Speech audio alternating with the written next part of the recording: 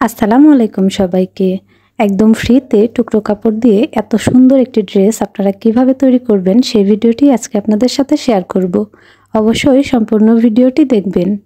তো প্রথমে আমি এখানে 4 পাট কাপড় নিয়ে নিয়েছি। উপরের বডি পার্টের জন্য এখানে 4 পাট কাপড় নিয়ে নিয়েছি। কাপড়ের লম্বার দিকে নিয়ে নিয়েছি 4.5 ইঞ্চি এবং চওড়ার দিকে নিয়ে নিয়েছি 13.5 ইঞ্চি। তো বাচ্চা যদি একটু বড় হয় তাহলে কিন্তু 1.5 ইঞ্চি মাপ বেশি নিলেই আরও 2-1 বছর বয়সী বড় বাচ্চাদের জন্য এই ড্রেসটি তৈরি করে নেওয়া যাবে। তো আমি 2 পাট আলাদা করে নিলাম।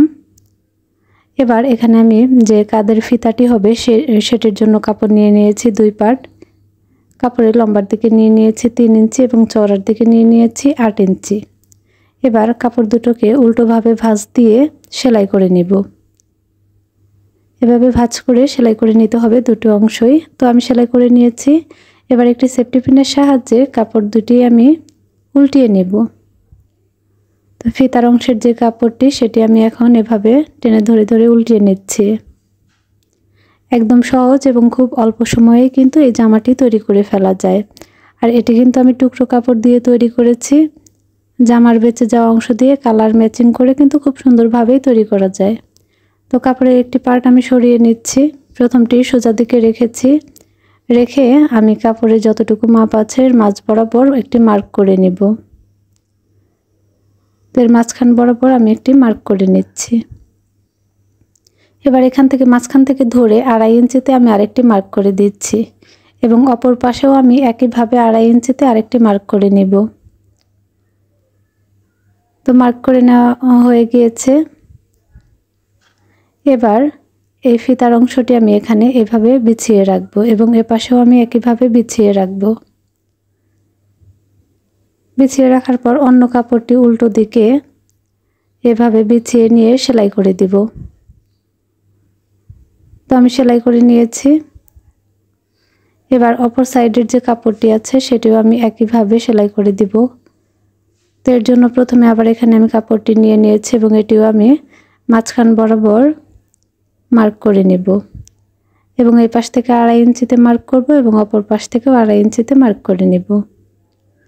মার্ক করে নেওয়ার পর একটি অংশ সরিয়ে নিয়েছি এবং অপর কাপড়টির সাথে আমি এই পাশ থেকে ধরে দুই পাশের ফিতাটি এভাবে রেখে তারপর কাপড়টিকে এভাবে বিছিয়ে নিয়ে সেলাই করে দিব। তো দেখুন 2 পাট কিন্তু আমার সেলাই করা হয়ে গিয়েছে, এরকম হয়েছে। এবার নিচের অংশের জন্য কাপড় নিয়ে নেব। এখানে 2 পাট কাপড় নিয়ে নিয়েছি।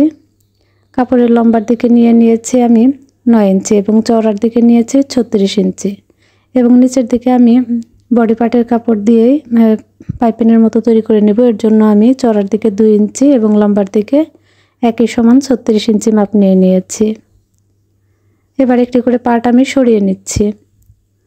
তো একটি পার্ট আমি সরিয়ে নেওয়ার পর এভাবে ধরে নিচের অংশের কাপড়টিকে সেলাই করে জয়েন করে নেব। এভাবে জয়েন করে দিব এবং উপরে একটি চাপ সেলাইও করে দিতে হবে। তো আমি সেলাই করে নিয়েছি দুইটি অংশই। এবার নিচের দিকে আমি 2 ভাঁজ দিয়ে মুড়িয়ে সেলাই করে নেব। দুটি অংশ একইভাবে সেলাই করে নেব এবং উপরের দিকে আমি কুচি দিয়ে নেব। তো আমার দুটি অংশ একইভাবে কুচি দিয়ে নেওয়া হয়ে গিয়েছে এবং নিচের দিকেও আমি সেলাই করে নিয়েছি।